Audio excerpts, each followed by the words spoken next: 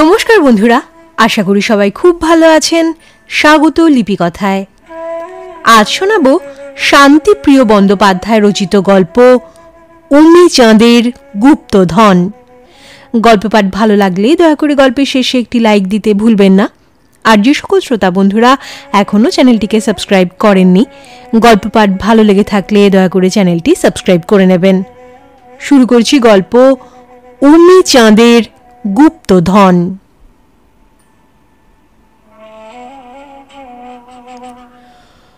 উমি চাঁদ আমার ছোটবেলার বন্ধু। সেই স্কুল থেকে আমরা একসঙ্গে পড়ছি। ওর পুরো নাম আমির চাঁদ মেহরা। অবস্থা মোটেই ভালো নয়। ওর বাবা সুমির চাঁদ বলতেন, আমরা খানদানি বংশ, চাকরি বাকরি আমাদের ধাতে সয় না। নবাবী আমলের বেশ কিছু সোনার মোহর ওদের ছিল, তাই ভেঙে জীবন কাটিয়ে সুমির চাঁদ যখন চোখ বুঝলেন, তখন দেখা গেল ওদের খানদানি কোষাগারে আর মাত্র গোটা 10 মোহর আছে। তাতে আর কতদিন চলবে? বাড়িটা ওদের বলে মাথা গোঁজার ঠাঁইটুকু আছে। উমির মা একতলাটা ভাড়া দিয়ে দেবেন বলে দোতলায় উঠে এলেন। তো দুটি তো মাত্র প্রাণী, কোনো অসুবিধে হওয়ার কথা নয়। মুশকিল হয়েছে উমিকে নিয়ে। ও সময় পেলেই গোটা বাড়ি তন্ন তন্ন করে কিছু খোঁজে। আমাকেও বার কয়েক সঙ্গে নিয়েছে। গোড়ার দিকে আমি জানতাম না ও কি খুঁজছে। একদিন জিজ্ঞেস করেছিলাম, তুই কি খুঁজছিস রে? আমার দিকে তাকিয়ে গম্ভীর মুখে উমি ছোট্ট করে জবাব দিয়েছিল, গুপ্তধন। গুপ্তধন তোদের বাড়িতে? আমি অবাক হয়ে জিজ্ঞেস করলাম, কেন, তোর বিশ্বাস হচ্ছে না? আমি উত্তর না দিয়ে চুপ করে থাকলাম। উমি বলল, তুই তো জানিস আমরা মুর্শিদাবাদের খানদানি পরিবার। হ্যাঁ, তোর মার কাছে শুনেছি। শুনে রাখ, জগৎ শেঠের পর আমরাই ছিলাম মুর্শিদাবাদের সব থেকে ধনী পরিবার। শুনেছি আমাদের পূর্বপুরুষ বেশ কিছু ধন দৌলত কোথাও লুকিয়ে রেখে গেছেন, তা আজও খুঁজে পাওয়া যায়নি। আমি কোনো উত্তর দিলাম না। মানধাতা আমলের ভাঙাচোরা বাড়িটায় কোথায় যে সেই গুপ্তধন আছে কে জানে। আর যদি থাকেও তাহলে তো এখানে কেন, মুর্শিদাবাদে থাকবে। কথাটা আমার মনে হলেও কোনো দিন বলিনি। বললে অবশ্য লাভও হতো না। সেদিন 7 সকালে উমি এসে হাজির। রাগে ফুলছে সে। মুখ চোখের অবস্থা মোটেই ভালো না। আমি জিজ্ঞেস করলাম, কি হয়েছে রে? মনে হচ্ছে খুব রেগে আছিস। মার আক্কেলটা দেখ, একতলাটা ভাড়া দিয়ে দিয়েছেন। কদিন পরেই তারা নাকি এসে যাবে। ভালোই তো করেছেন। তুই যতদিন না কাজ টাজ করছিস সংসারটা তো চালাতে হবে। আমি জানি তোর মার হাতে আর বেশি মোহর নেই। সেই জন্যই তো আমি গুপ্তধন খুঁজছি। দেখবি ঠিক পেয়ে যাব। কিন্তু একতলায় ভাড়াটে থাকলে আমি খুঁজব কি করে? এতদিনে উমিকে যে কথাটা বলিনি সেই কথাটাই বলে ফেললাম। বললাম, দেখ উমি, আমার মনে হয় এখানে নয়, তোদের গুপ্তধন মুর্শিদাবাদে আছে। ধ্যাৎ, সে বাড়ি কি আর আছে? বাবার কাছে শুনেছি ভেঙে চুরে গেছে। মীর কাসিমের সময় থেকেই তো আমাদের পরিবার কলকাতায়। সেই জন্যই মনে হয় গুপ্তধন আমাদের এই কলকাতার বাড়িতেই আছে। উমির কথায় যুক্তি আছে, উড়িয়ে দেওয়া যায় না। কিন্তু ওর মা যা করেছেন সেটা না করে উপায় নেই। সংসারটা তো ওকেই চালাতে হবে। উমি কবে রোজগার শুরু করবে কে জানে। আদৌ করবে কিনা তা নিয়ে আমার যথেষ্ট সন্দেহ আছে। আমি কোনো দিন মুর্শিদাবাদ যাইনি। পলাশির আমবাগান, হাজারদুয়ারি, সিরাজের সমাধি দেখার ইচ্ছে আমার অনেক দিনের। উমিকে বার কয়েক বলেছি, ও যেতে রাজি। কিন্তু ওর মা অনুমতি দেননি। ওর মতে কার যেন দীর্ঘ নিঃশ্বাস আজও মুর্শিদাবাদের বাতাস ভারী করে রেখেছে। আমি বলেছিলাম, সে তো সিরাজ, তার মা। উমির মা উত্তর দেননি, শুধু মাথা নেড়েছিলেন। তা দেখে বোঝার উপায় নেই যে তার সমর্থন সূচক কিনা। আমি উমিকে বললাম, চল না একবার মুর্শিদাবাদ ঘুরে আসি। আরে আমি তো যেতেই চাই, মা যেতে দেন না।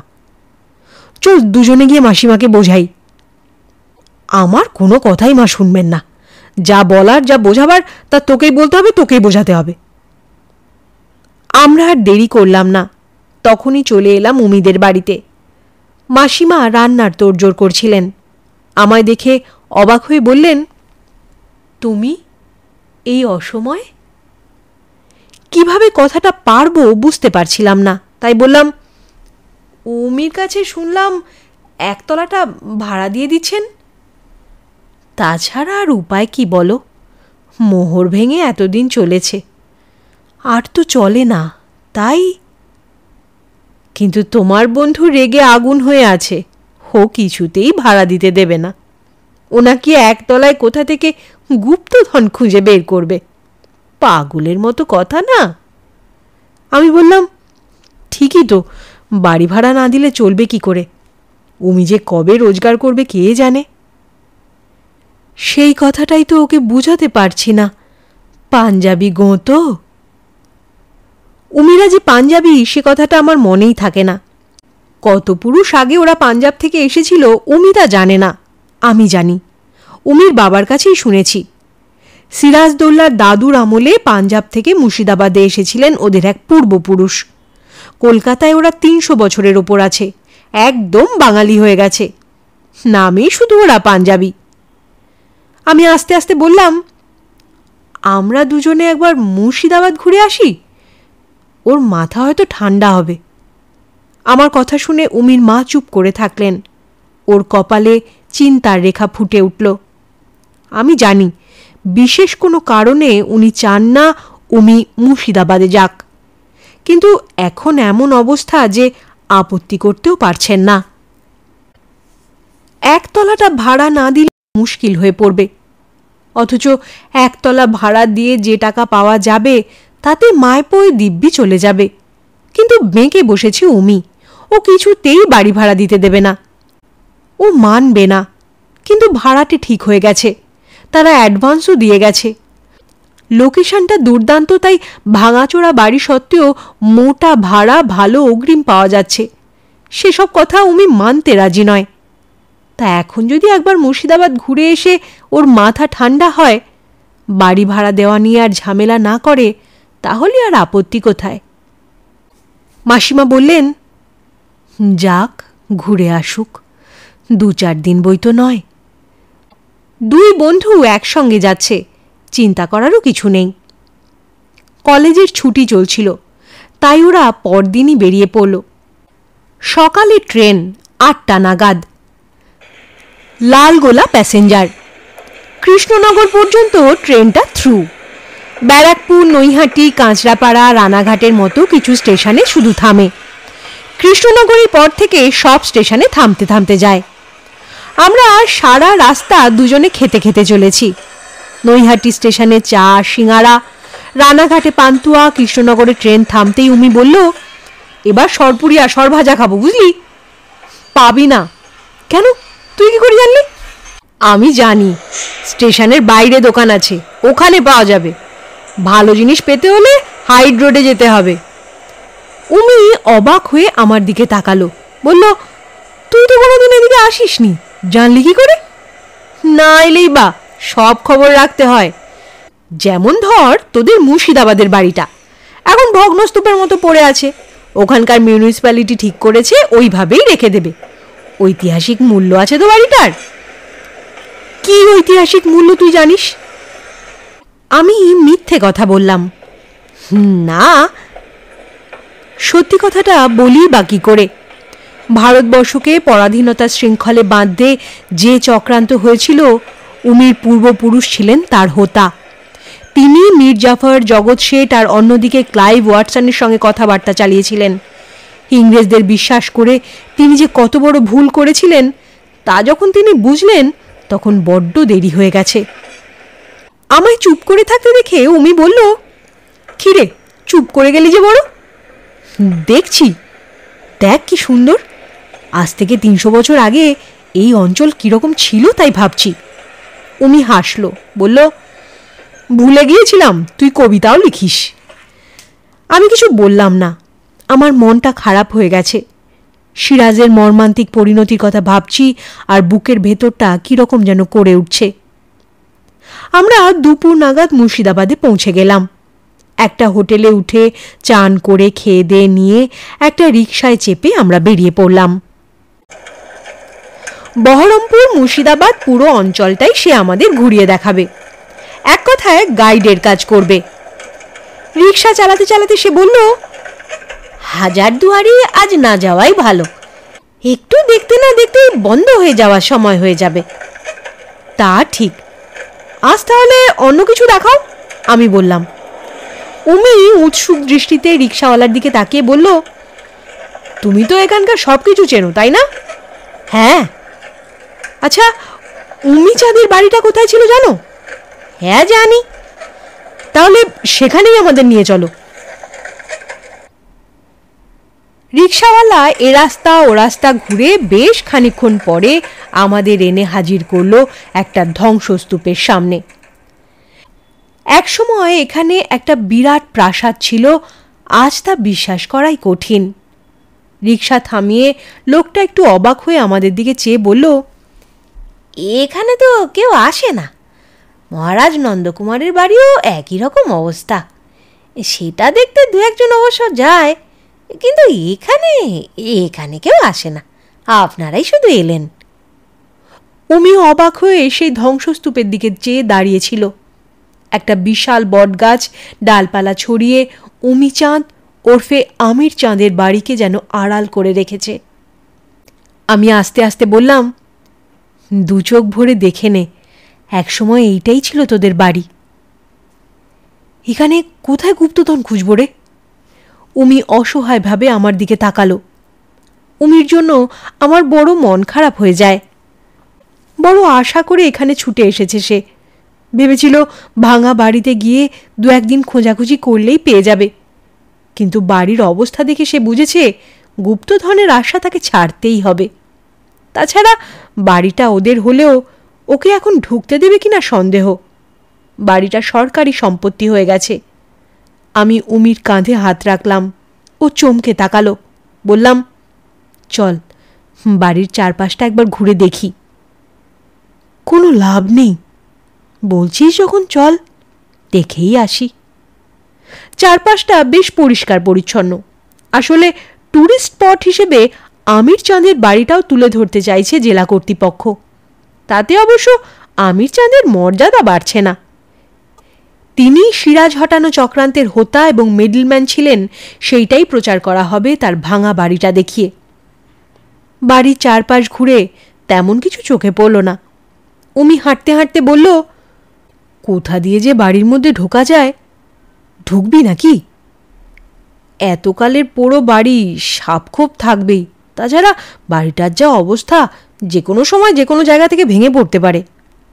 ঠিকই বলেছিস, এক্ষুনি এত বড় ঝুঁকি নেওয়াটা ঠিক হবে না। কাল আবার আসবো, কি বল? সেই ভালো, চল হোটেলে ফিরে যাই, খিদে পাচ্ছে, কিছু খেতে হবে। উমি হোটেলে ফিরে নিজের বিছানায় টান টান হয়ে শুয়ে পড়ল।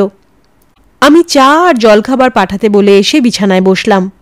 উমিকে একটু চিন্তিত দেখাচ্ছে, সে যেন গভীরভাবে কিছু চিন্তা করছে। আমি কিছু না বলে চুপ করে বসে রইলাম। হঠাৎ উমি চাপা গলায় বলে উঠল, তোকে তখন বলিনি। কি বলিসনি? ব্যাপারটা ভারী অদ্ভুত জানিস। ব্যাপারটা কি সেটা বলবি তো? উমির গলাটা একটু অন্যরকম শোনাচ্ছে, সে যেন অনেক দূর থেকে কথা বলছে। একটু থেমে উমি বলল, বাড়িটার সামনে যতক্ষণ ছিলাম আমার না অদ্ভুত একটা সেন্সেশন হচ্ছিল। খালি মনে হচ্ছিল কেউ যেন আমার টানছে, অমুক এক আকর্ষণ আমাকে বাড়িটার মধ্যে টেনে নিয়ে যেতে চাইছিল। কি বলছিস তুই? আমি প্রায় চিৎকার করে উঠলাম। চেঁচাস নে, হ্যাঁ আমি কারো পায়ের শব্দ শুনতে পাচ্ছি, খুব আস্তে কিন্তু অত্যন্ত স্পষ্ট। তুই শুনতে পাচ্ছিস না? কই না তো, আমি আমতা আমতা করছিলাম। আমি কিন্তু শুনতে পেয়েছি। এখনো পাচ্ছিস? না, হোটেলে ঢোকার পর আর পাইনি। আমি খানিকটা নিশ্চিন্ত হলাম। চা, গরম সিঙাড়া আর অমৃতি দিয়ে গেছে। বললাম, ওট ওট, আগে খেয়ে নি চল। আমি সিঙাড়ায় কামড় দিয়ে কাপে চা ঢাললাম। উমি উঠে বসে কাপটা টেনে নিতে নিতে বলল, কি ব্যাপার বলতো? কিসের কি ব্যাপার? না মানে আমার এইরকম মনে হচ্ছে কেন? হাজার হলেও তুই তো তোর পূর্বপুরুষের কাছে এসেছিস, তারাই হয়তো কোনোভাবে তোর সঙ্গে যোগাযোগের চেষ্টা করছেন। তুই যা বললি সে কথার মানে জানিস? আমি থতমত খেয়ে গেলাম। এই আবার কীরকম কথা? বন্ধুকে কেউ ভেবেচিন্তে কথা বলে নাকি? কিন্তু তাহলে কি এ কথাটা বলা ঠিক হলো না? তবু বললাম, মানে জানি। কিসের মানে? আমি বুঝতে পারছি না। না মানে তোর পূর্বপুরুষদের কেউ তোকে টানছেন, তার আকর্ষণ তুই বুঝতে পারলেও আর কারো উপর তার প্রভাব পড়ছে না। একটা কথা বলি শোন, ওসব গুপ্তধন টুপ্তধনের কথা ছাড়। কলকাতার বাড়িটা ভাড়া না দিলে সংসার চলবে না। সে কথা আমিও জানি। বাবা মারা যাওয়ার সময় 10টা মোহর ছিল, এখন 4টে এসে দাঁড়িয়েছে। ওই 4টে আমি আর ভাঙাতে চাই না। তাহলে মাসিমার উপর রাগ করছিস কেন? বাড়ি ভাড়া দিতে বাধাই বা দিচ্ছিস কেন? যদি একতলায় কোনো গুপ্তধন থাকে? তুই কি আজও বিশ্বাস করিস ওখানে গুপ্তধন আছে? এমনও তো হতে পারে তোদের পূর্বপুরুষদের কেউ সেই গুপ্তধন খুঁজে পেয়েছিলেন, ওই মোহরগুলো সেই গুপ্তধনেরই অংশ হতে পারে। না না না! আচমকা একটা দৃঢ় কণ্ঠ এসে আমাকে চুপ করিয়ে দিল। আমরা দুজনে এরুর মুখের দিকে তাকাচ্ছিলাম, চারদিকে তাকাচ্ছিলাম। কেউ তো নেই। তাহলে কে বলল ও কথা? হঠাৎ উমি চেঁচিয়ে উঠল, কে আপনি? আমি তোমার কাছাকাছি আছি। আমি উমি। তোমাদের বাড়িতে আমাদের যে বংশ পরিচয় আছে তাতে দেখবে একই নাম দুজনের আছে। সে নাম আমার আর তোমার। তার মানে আপনি আমার দাদুর দাদুর বাবা আমির চাঁদ? ঠিক ধরেছ। আমি তোমার জন্যেই এতকাল অপেক্ষা করে আছি। কিন্তু আপনি কোথায়? আপনাকে দেখতে পাচ্ছি না তো। শোনো, আজ রাত 12টার সময় আমাদের বাড়ির সামনে এসো। অত রাত বলে ভয় পেও না, আমি থাকবো। তোমার একা যেতে ভয় করলে বন্ধুকে সঙ্গে নিয়ে যেও। অত রাত্রিরে? উমি ভয় ভয় বলল। রাতই তো ভালো। রাতের অন্ধকারে আমি মুখ লুকিয়ে থাকি। নিজের দেশকে ইংরেজ বেনিয়াদের হাতে তুলে দিয়েছিলাম নির্বোধের মতো। ওরা যে আমার চেয়েও বড় বিশ্বাসঘাতক তা আমি জানতাম না। যখন বুঝলাম ক্লাইভ আমাকে ঠকালো, জাল দলিলে সই করিয়ে আমায় ফাঁকি দিল, তখন বড় দেরি হয়ে গেছে। নিজের মাতৃভূমিকে বিকিয়ে দিয়েছি পলাশিরাম বাগানে। সেই বিশ্বাসঘাতকতার শাস্তি আজও পাচ্ছি। সেই চক্রান্তে যারা ছিল তারা কেউই রেহাই পায়নি। আমার চেয়েও বেশি কষ্ট পেয়েছিল মির্জাফর। তার সারা শরীর পচে গিয়েছিল।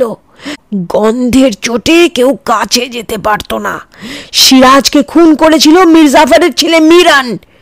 বিনা মেঘে বজ্রাঘাতে তার মৃত্যু হয়েছিল। আর আমি রাতারাতি পালিয়ে গিয়েছিলাম মুর্শিদাবাদ থেকে। আর আমি থাকতে পারছি না।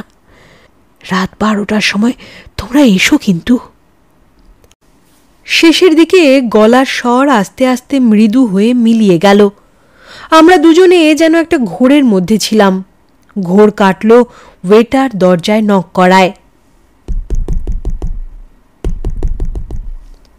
ওয়েটার ঘর থেকে কাপ প্লেট সব নিয়ে যাওয়ার পর উমি তাকালো আমার দিকে, আস্তে আস্তে বলল, যাবি তো? নিশ্চয়ই যাব। তোর ভয় করবে না? না, তাছাড়া উনি তো কাছেই থাকবেন। কেন যেতে বলছেন রে? তা তো জানি নে। আর তো ঘন্টা, একটু অপেক্ষা কর, জানতে পারবি। 11:30 নাগাদ আমরা হোটেল থেকে বেরুলাম। পথঘাট ফাঁকা, রিক্সা স্ট্যান্ডে একটা রিক্সাও নেই। আমি বললাম, হেঁটে যেতে হবে রে উমি, দেরি করিস না, চল। উমিদের সাবেক বাড়ির দিকটা আরো ফাঁকা। একটু ভয় ভয় যে করছে না তা নয়। ওদের বাড়ির যত কাছে যাচ্ছি ততই শরীরটা কেমন যেন ভার হয়ে উঠছে, বুকে হাতুড়ি পিটছে। উমি আমার হাতটা চেপে ধরল। ওর হাতটা কাঁপছে, পা যেন এগোতেই চায় না। চারিদিকে অন্ধকার, আকাশের তারা আর জোনাকিরা আমাদের পথ দেখাচ্ছে। উমিদের বাড়ির কাছাকাছি গিয়ে আমরা দাঁড়ালাম। খালি মনে হচ্ছে একটা টর্চ আনলে ভালো হতো। আর কিছু না থাক, সাপ খোপ তো থাকতে পারে। আমি একটু অন্যমনস্ক হয়ে পড়েছিলাম। হঠাৎ উনি জোরে আমার হাতটা চেপে ধরল, বলল, ওই দেখ। একটা ছায়ামূর্তি ধীর পায়ে আমাদের দিকে এগিয়ে আসছে। উমি চাপা গলায় বলল, ভীষণ ভয় করছে রে, চল পালিয়ে যাই। না, দাঁড়া। ততক্ষণে ছায়ামূর্তি আমাদের আরো কাছাকাছি এসে গেছে, পরিষ্কার দেখতে পাচ্ছি। কিন্তু একে একটা পাগল মনে হচ্ছে। কথাটা মনে হওয়ার সঙ্গে সঙ্গেই ছায়ামূর্তি থমকে দাঁড়ালো, চাপা স্বরে বলে উঠল, হ্যাঁ, সত্যি আমি পাগল হয়ে গিয়েছিলাম। ক্লাইভ আমায় বোকা বানানোর পর আমি মুর্শিদাবাদ ছেড়ে চলে গিয়েছিলাম। কবছর পরে আবার ফিরে এসেছিলাম। আমার তখন আর কোনো বোধ ছিল না। ছায়ামূর্তি উমির সামনে এসে দাঁড়ালো, বলল, এই নাও, তুমি যা খুঁজে বেড়াচ্ছ এই বাড়িতেই ছিল। মুর্শিদাবাদ ছেড়ে চলে যাওয়ার আগে আমি লুকিয়ে রেখেছিলাম। এতে যা আছে তাতে তোমাদের পুরুষের আর কোনো চিন্তা থাকবে না। তোমার আগে আমার কোনো উত্তর পুরুষ এমন অর্থকষ্টে পড়েনি, তাই আমারও আর গরজ ছিল না। তোমরা মুর্শিদাবাদে আসার পর থেকেই আমি তোমাকে এখানে টেনে আনার চেষ্টা করেছিলাম।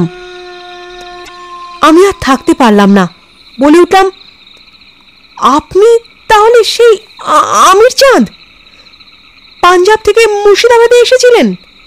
হ্যাঁ হ্যাঁ, আমি। শোনো উমি, তোমাকে একটা কাজ করতে হবে।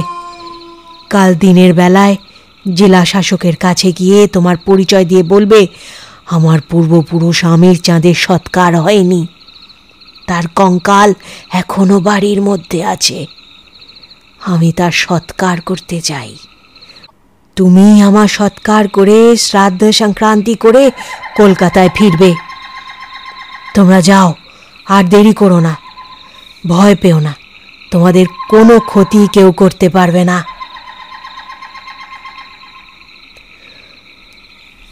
পরদিন ডিএম এর কাছে গিয়ে পরিচয় দিয়ে অনুমতি মিলল, তবে পুলিশ সঙ্গে এলো। উমিদের বাড়ির যে দুটো ঘর আস্ত ছিল তার একটাতেই আমির চাঁদের কঙ্কাল মিলল। গঙ্গার ধারে নিয়ে গিয়ে তার সৎকার করা হলো। 11 দিনের দিন শ্রাদ্ধ করে আমরা কলকাতায় ফিরে এলাম। উমিরা এখনো ওই বাড়িতেই আছে, ভাড়া দেওয়া হয়নি। শিগগিরই নাকি বাড়িটা সারানো হবে। শেষ হলো গল্প। গল্প পাঠ ভালো লেগে থাকলে দয়া করে চ্যানেলটি সাবস্ক্রাইব করে নেবেন, আর বেল বাটনটি প্রেস করলে আমার পরবর্তী গল্পের নোটিফিকেশন আপনারা পেয়ে যাবেন। আপনারা চাইলে গল্পটিকে আপনাদের বন্ধু বান্ধব প্রিয়জনদের সাথে শেয়ার করে নিতে পারেন। সবাই খুব ভালো থাকবেন, সুস্থ থাকবেন। অনেক ধন্যবাদ।